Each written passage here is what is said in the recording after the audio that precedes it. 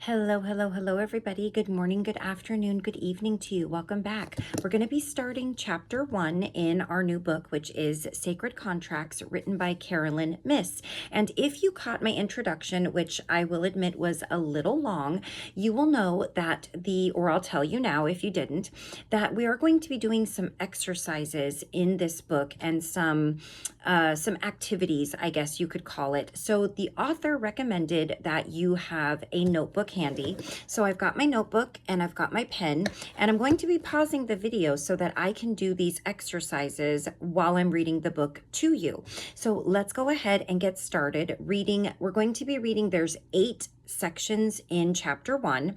I'm going to read the first 4 of them, and then we'll do the last 4 in our next video. So yes, as I said in my introduction, if you caught it, if you didn't, these chapters are longer. They're broken up into specific sections, each with a title, and depending upon how long each chapter is will depend on whether I'm doing 2 or 3 videos just for each chapter. So let me flip back to the front, keep my pen and my paper handy. All right, so chapter 1, what is a sacred contract? A contract isn't about saying what you meant. It is about meaning what you say. Oliver Wendell Holmes, who was a physician, poet, and humorist. That was just a little quote that was shared at the top of the chapter. All right. When I was a young girl, my father always told me, I don't care what you do when you grow up, so long as you're a nurse or a teacher. I can still remember my fury when he would say that because I was interested only in writing. The very idea of teaching school was out of the question. Yet today, in spite of all my efforts to avoid life in the classroom, I am a teacher of workshops, of theology, of motivation, and what's more, I love it. I feel distantly connected to the nursing part of my dad's directive too, through the healing effects my work has had on many people. My father passed away in 1989, and in the early 1990s, as my mom and I were discussing my work, I said to her, well, he won after all. Then I realized that Dad hadn't won some sort of game or struggle to control what I did with my life. My contract had won. My father had been able to glimpse aspects of it, as many parents can, although their vision is often clouded by their own expectations and wishes for their children. Even without knowing about archetypes, Dad had seen something in me that evoked his understanding of the greater function and meaning of a nurse and teacher, and he related it to the career choices that were common for young women at that time. Still, my contract does contain the archetypes of the teacher and healer, which have manifested through the events of my life, even though I have never formally studied healing or teaching. My higher education has been in journalism and theology, but my work in medical intuition simply happened. I did my first intuitive reading almost by accident, and then another and another. Word spread through the neighborhood, and soon I was doing 10 to 15 a week.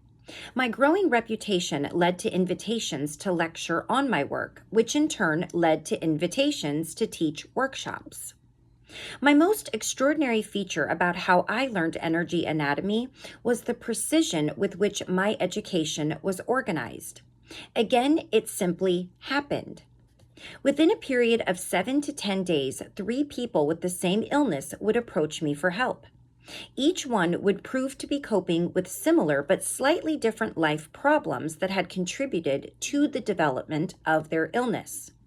By the time I read all 3 individuals, I felt I had grasped the major energy stress factors behind their conditions.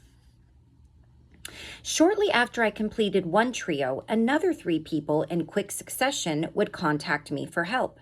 Again, each one would prove to have the same illness. Gradually, my understanding of energy anatomy led me to realize that our biography becomes our biology. Once I understood that principle, my education seemed to move in another direction. Whereas my previous readings had focused on assessing an individual's physical and emotional chronology, I suddenly began to perceive images that had no apparent connection to the person. In reading a woman who wanted to understand her neck pain, for instance, I got the image of a pirate in her energy field. She was a housewife from the Midwest, so this information meant absolutely nothing to her. Yet, while subsequently undergoing relaxation and visualization exercises with a hypnotherapist, she also sensed the pirate energy in her field. She saw him slashing her throat with his sword. Curiously, she also felt more positive associations, including wild lawlessness and liberated sexuality. These conflicting impressions of the pirate energy indicated to her that she was being choked or controlled by her life circumstances, while yearning for a freedom that she could not consciously voice. Reading another woman a short time later who complained of severe arthritis in her hands, I kept seeing the image of an artist. When I mentioned this, however, she was baffled, insisting that she had no artistic talent whatsoever. Nonetheless, I suggested that she take up pottery as therapy for her arthritis. She began by making simple clay vases and in time flowered into a gifted potter who now produces artistically sophisticated pieces. Finally, while reading an Australian salesman named Jimmy, who had been seriously depressed for several years, I saw a strong actor in his energy field. But Jimmy had never done any acting, even though he did want to, because he said he was still in the closet and was afraid that if he acted, it would come out that he was gay.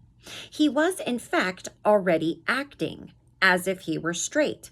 But the blocking of his talent and identity had made him implode emotionally. A few years later, I was thankful to hear from Jimmy that he had pulled out of his depression and now acts in summer stock. He takes his stage work seriously, and he is no longer hiding his sexuality. When these odd images first began to emerge, they seemed so disassociated from the people I was reading, so off that I felt that I had somehow lost my intuitive accuracy. Yet these readings ultimately proved helpful for every person. Then one day in 1991, everything fell into place for me. I was listening to a conversation between two women in one of my workshops. Within 5 minutes of meeting, they had exchanged the ordinary detail of their lives, such as where they lived and what kind of work they did. After the basic physical details, they then spoke about what life experiences had brought them to a spiritual workshop. Suddenly, they found a life pattern they shared, an energy link that was immediately noticeable in their heightened response to each other. Their children were grown, their marriages were happily established, and they had arrived at a natural transition point in their lives. They were tired of being everyone else's servant. Now they wanted to serve themselves. Retired and liberated, they wanted to pursue their own interests and to develop their own spirits. As I listened to these kind souls describe the pattern of their lives, I was seeing through their conversation to its symbolic level. As good mothers and marriage partners, they had acted in behalf of others for most of their lives. But having accomplished this early mission, they were now striking out on their own, as the servant of myth and legend must. When the biblical Joseph was sold into slavery by his brothers, for instance, he bided his time and did the work requested of him through many years of service. But then he used his singular gifts as a dream interpreter to earn his freedom and become a great leader in the land, going from servant to master. All of a sudden, the vivid but mystifying images that I had been getting in my recent readings made sense. The pirate, the artist, the actor, and the servant were not part of the individual, physical chronology that I had been used to reading. Rather, these images were a part of each person's spiritual chronology, a personal mythology that had begun even before they entered their physical lives. These images were archetypes, energy guides that could direct people toward their spiritual purpose, their contracts. The mythic light bulb that got turned on that afternoon has stayed on ever since. From that point on, every reading I did opened with an evaluation of a person's spiritual chronology, the archetypal patterns that express themselves through their personality and life experiences. And just as trios of people with the same physical illnesses had contacted me for intuitive readings, people with the same archetypal patterns began contacting me in a relatively short period of time, though spread over months rather than days. Some of my first readings, for example, were for several people who had the wounded child archetype, a pattern of emotional scars from childhood. Then I met a few who had in common a dominant victim archetype. Just as before, each of these people reflected slightly different aspects of these archetypes as a result of their individual personalities and life experiences. As I begin to work purposely with the archetypes in my readings and to teach them in my workshops, I gained further insights about how they function within our psyche. When Jung proposed his theory of the collective unconscious, he defined it as mainly populated with countless psychological patterns derived from historical roles in life, such as the mother, the trickster, the king, and the servant. And she's talking about Carl Jung. Along with our individual personal unconscious, which is unique to each of us, he said, there exists a second psychic system of a collective, universal, and impersonal nature that is identical in all individuals. This collective unconscious, he believed, was inherited rather than developed. I have observed that some archetypes step out from the backdrop of this great collective to play a much more prominent role in people's lives, and that each of us has our own personal alignment of key archetypes. This is very interesting because I've been seeing different apps and websites where you can figure out what your archetype is, and I had no idea what they were talking about. Honestly, I thought it was like, oh, let's figure out what kind of witch you are. I didn't think much of it because I don't know very much at all about archetypes. So again, as a reminder, reading most of these books with you for the first time. I've read maybe 3 or 4 of them before I've presented them to you. Have not read this one first. Through a process of research, reflection, trial, and error, I ultimately concluded that a unique combination of 12 archetypal patterns corresponding to the 12 houses of the zodiac works within each of us to support our personal development. These 12 patterns work together in all aspects of our life. They can be particularly vivid and perceptible in your problems or challenges, or in the places where you feel incomplete. And they can be particularly useful in healing painful memories or redirecting your life, or finding a way to express your untapped creative potential. In a sense, each archetype represents a face or function and function of the divine that manifests within each of us individually. Humanity has always given names to the many powers of heaven and tried to identify the qualities inherent within each. The multifaceted archetypal power of the feminine, for example, expresses itself within forms as diverse as the Virgin Mary and Mother Nature. The ancient Romans and Greeks saw universal feminine powers in the characteristics of Athena, the goddess of counsel, Venus, the goddess of love, and Sophia, goddess of wisdom. The Hindu culture of India gave the goddess names embodying different attributes of divine motherhood, such as Lakshmi for prosperity, Durga for fertility, Uma for unity, and Kali for destruction or rebirth. It was as if God had to separate into many different aspects in order for us to begin to approach that power. Yet once it was named, we could invoke it and assimilate it and express it.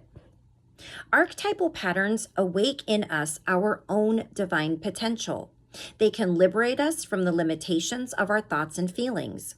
They can help us shed light on the dark or little-known corners of our souls and amplify our own brilliance and strengths. Archetypes are a source of emotional, physical, and spiritual power and can help us free ourselves from fear.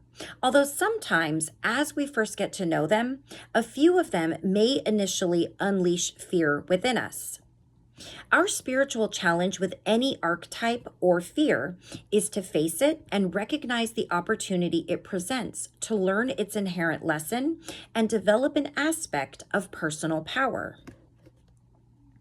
With an archetype that we perceive as difficult or even malevolent, our task is to acknowledge it, overcome whatever weakness it indicates, and work to make its divine potential our own.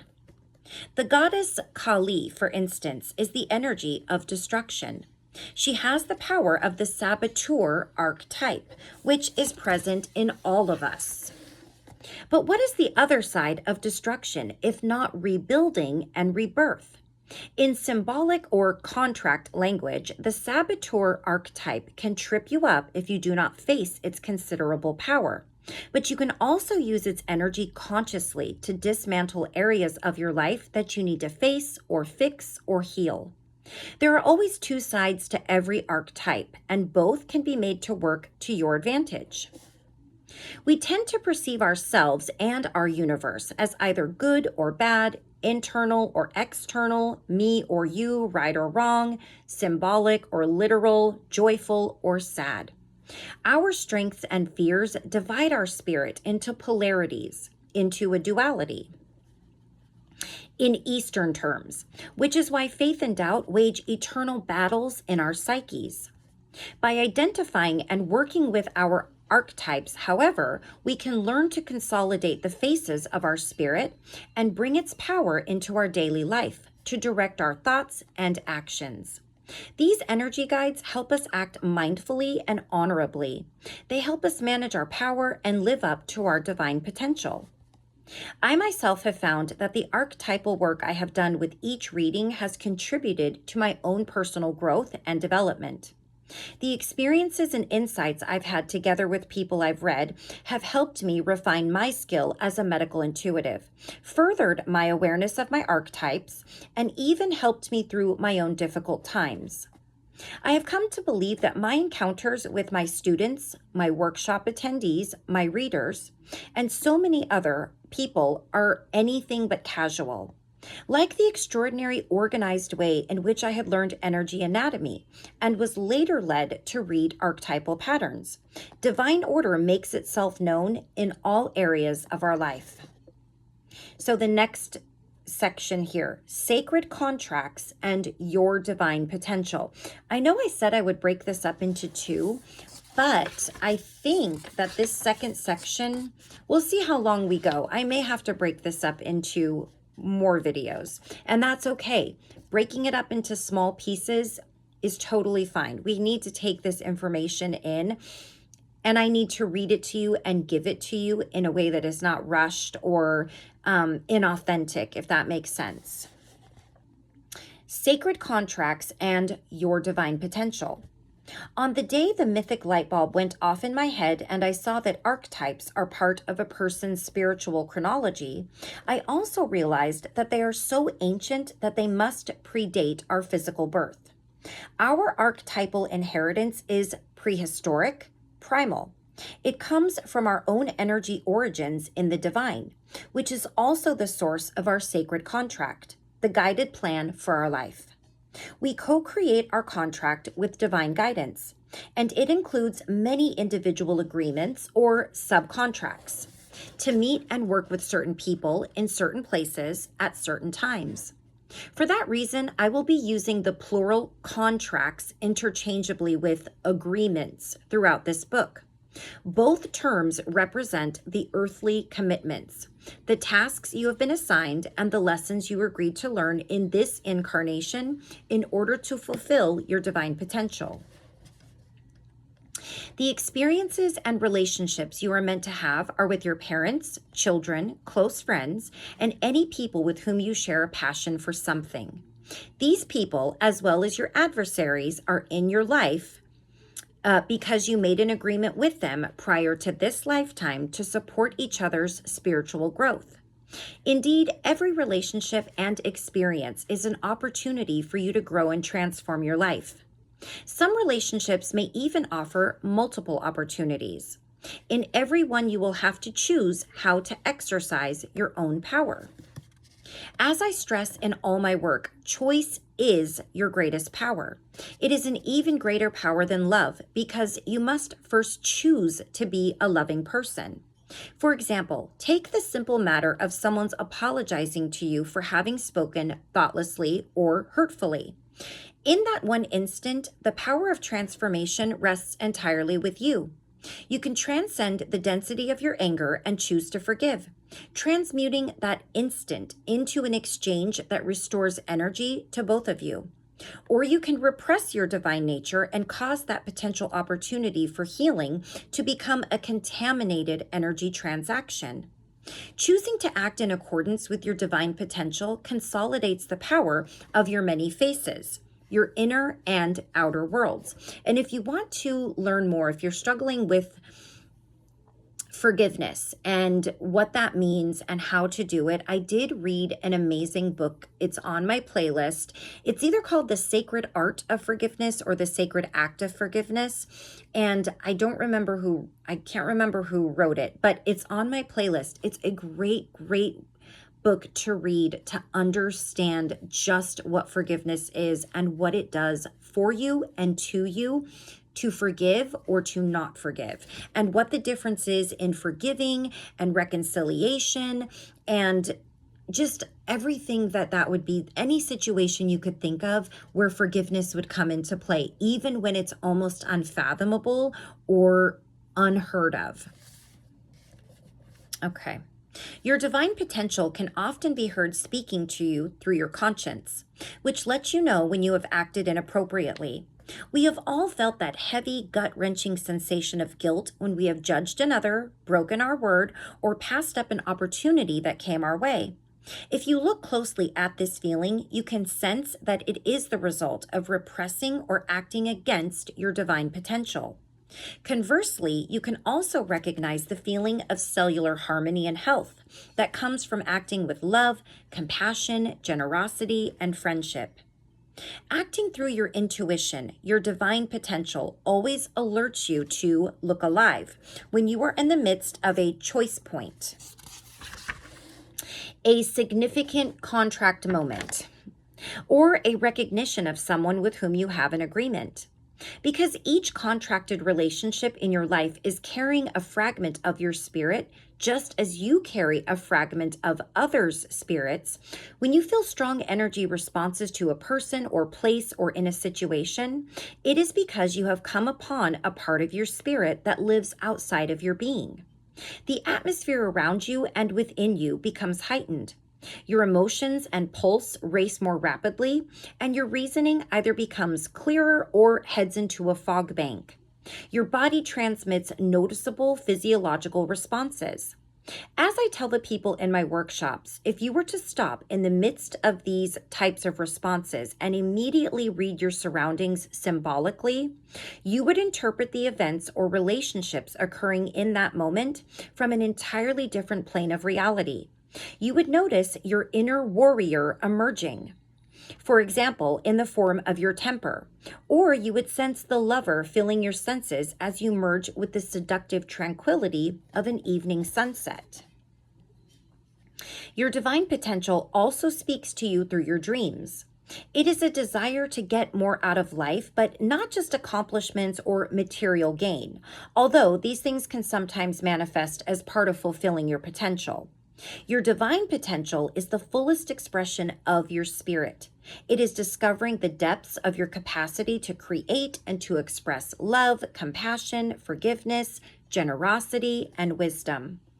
Your divine potential becomes more audible as you release your need to know why things happen as they do.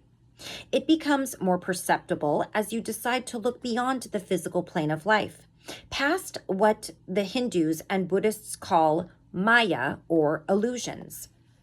We mentioned that word in our present or in our past book that I just read, The Voice of the Silence, Maya. And we also talked about Mara, which in Buddhist and Hindu belief is the thing which destroys the man's soul, like the vice or just the things that we do that destroy our soul, the Mara. Never revealing its full measure at once, your potential motivates you to discover the greater purpose and meaning of your life. You were not born knowing how great an artist or how powerful a healer or how stalwart a friend you could be in this lifetime. You were not born knowing how deeply you can love and care for another. You have to learn to act with courage, self-confidence, and faith. These are potentials you need to discover within yourself. These are spiritual qualities that must be earned. Like heroes in a mythic journey, we are meant to struggle to make the right choices. Our divine potential calls us to rise above the self's basic needs for survival in the physical world. We're called to grow beyond ourself, but we can't grow spiritually only by using our intellect. Divine order and divine logic are different from earthly logic and reason and cannot always be perceived by our minds. Think of the many scriptural stories or myths in which the divine revealed itself in full. When the Lord appeared on Mount Sinai, he told Moses to warn the people not to look on him or they would perish. St. Paul was thrown from his horse and temporarily struck blind by a vision of the risen Christ. The elephant-headed Hindu deity Ganesha's human head was burned to cinders when his mother Parvati invited the god Shani to look at him, forgetting in her pride the destructive power of Shani's gaze. These accounts indicate the deeper truth that divine consciousness is not easily apprehended by our human faculties, not facilities. This is where your archetype can help you. To fulfill your divine potential and even to resolve the many issues of daily life, like power plays at the office or the healing of past injuries, you must enlist a higher plane of consciousness. You must get beyond reason to where you can see and understand the symbolic or greater meaning of the experiences. Your archetypes are your guides into this realm of symbolic perspective. Your quest for meaning is in itself a form of spiritual practice. Questions such as, why have I been born and how do I find the voice of God within me, are in fact spiritual invocations, prayers that are answered not in words but through experience. These questions activate your divine potential, energize your archetypes, and compel you to complete your agreements or contracts with other people. To be able to see symbolically, to act appropriately on your intuitions takes practice, and the purpose of this book is to help you develop these skills. I cannot think of a more valuable contribution that you can make to your spiritual health than learning to understand your sacred contract as it is written in your own archetypal language. By learning to identify your energy patterns, you will be able to gain a much greater vision of the meaning and purpose of your many experiences and relationships. When you can symbolically read the content of your life, you can make dramatically better choices. When your life plans are suddenly interrupted, you can choose to view that event as a contract intervention rather than as a crisis. What symbolic vision gives you above all is choice. Sorry, I read that odd. What symbolic vision gives you above all else is choice. The choice to see events as arbitrary and antagonistic or as blessings that are part of a plan in which you have some say in. Symbolic vision helps you understand the daily questions that arise for you as well as the spiritual unfoldment of your life. All right, let's take a look at this third. The third one is not long at all, so I'm going to end with the third one because I think I'm going to try to keep these videos under 40 minutes. It's a lot. Balancing fate and free choice in your sacred contract. In other cultures and at other times, people have envisioned their sacred contracts as the action of fate, the grace of God, or the accumulated karma of past deeds. Fatalism about life and love leads some to say, for example, it was just his time, or they were meant for each other, or it was the work she was born to do.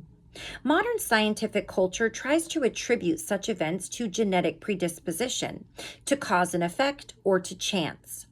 Eastern cultures, which have studied the interior processes of the psyche and spirit longer and more intensively than the West, have evolved a belief in a continuum of lifetimes rather than a single life, followed by eternal reward or punishment. According to the laws of karma, just as your actions in this life plant seeds that ripen and bear fruit in future lives, so your current lifetime reflects your past deeds.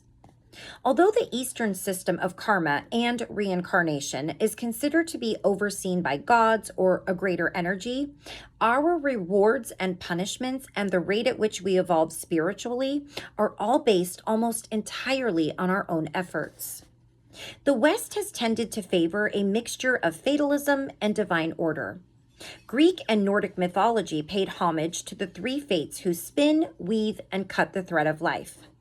Ancient Mediterranean and Middle Eastern societies relied on soothsayers, oracles, and astrologers to help them discern the course of their lives as already determined or written in the stars.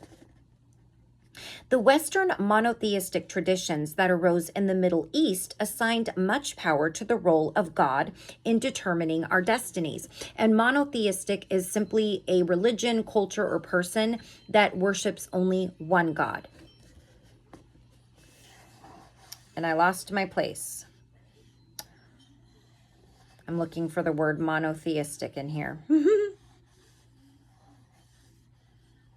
Okay, while still placing a large burden on individuals to follow God's law or reap the consequences. The Protestant doctrine of predestination preached by John Calvin and others in the 16th century, however, tipped the balance entirely in God's favor. According to their beliefs, our purpose in life is to fulfill the duties and responsibilities that God has assigned to us. But because human nature is essentially corrupt, we cannot achieve salvation or the reward of heaven in parentheses, except by the grace of God. Moreover, to the Calvinists, God has predestined certain people to receive that grace and not others, leaving us dependent on a kind of luck controlled by the divine, which has already decided our fate. Acting morally is all but reduced to a form of hoping that one is already among the elect. To help you share in my own vision of sacred contracts, I use comparisons from both Eastern and Western beliefs about the relative roles of fate, free will, and divine will. Yet I believe that we have a deeply intimate relationship with the divine and a very impersonal relationship with cosmic order. The laws of the universe, such as cause and effect and magnet attraction, apply equally to all. The orbiting of the planets and the timing of the tides take care of themselves. And I do not have to think about them. We actually embody the laws of the universe whenever we exercise our power of choice. I make a choice and it has a consequence regardless of who I am. Yet I can influence the quality of that consequence if I am mindful in my intention. This fact that we can determine our own motivations reflects our intimate connection with the divine. My intentions do not change the laws because all my choices will still have consequences. But if my motivations are compassionate and sincere, the consequences are more likely to be positive. And a single action can result in an inestimable cascade of physical, emotional, and spiritual effects. As part of our intimate relationship with the divine, it prods us to learn lessons and work on our spiritual growth in ways that we may consciously resist at times. That may sound like a contradiction.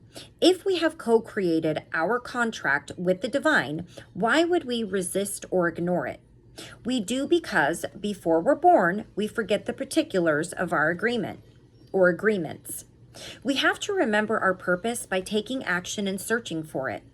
This is not as difficult as it may sound because when you are living in accord with your contract, you usually know you're on the right path. We all slip off the right path at one point or another, however. Perhaps when we're trying to take the path of least resistance, as the nuns who taught me used to say. Ironically, what seems to be the path of least resistance can be the more arduous in the long run if you are acting against your contract.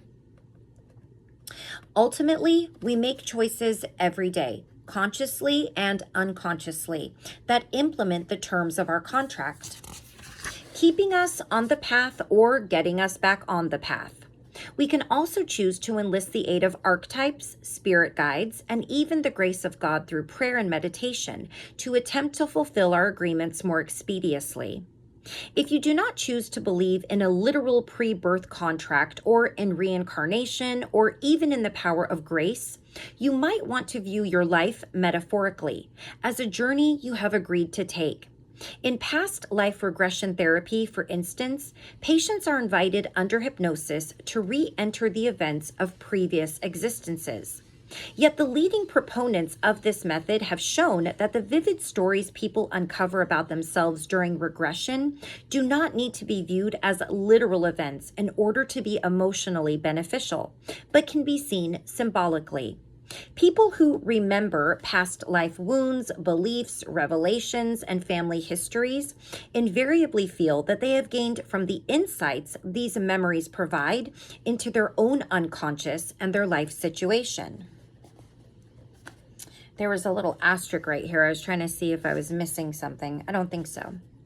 You can also think of your sacred contract as your own unique contribution to life around you that arises from your particular set of circumstances, relationships, and family.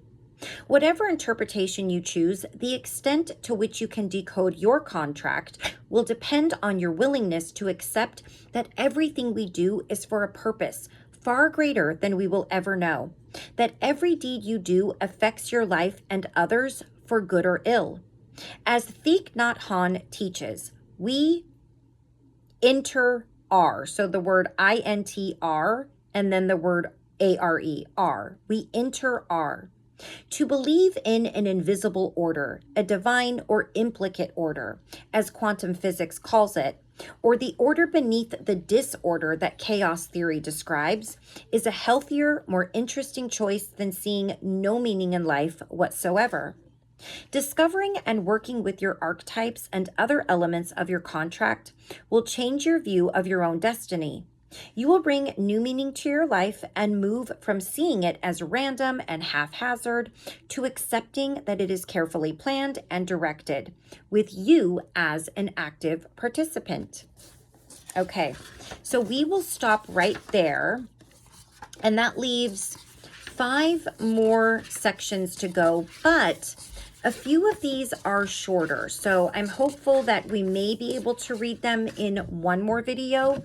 But as I said, I may be breaking each one up into 2 or 3 videos per chapter, and I hope that that's okay with you. It is such a lot to read at once. So we will stop right there. And until next time, please take care of yourself. Please take care of those around you. I love you all very much, and I will see you all soon for the middle section of Chapter 1 in our new book, Sacred Contracts. Take care until next time. Bye-bye.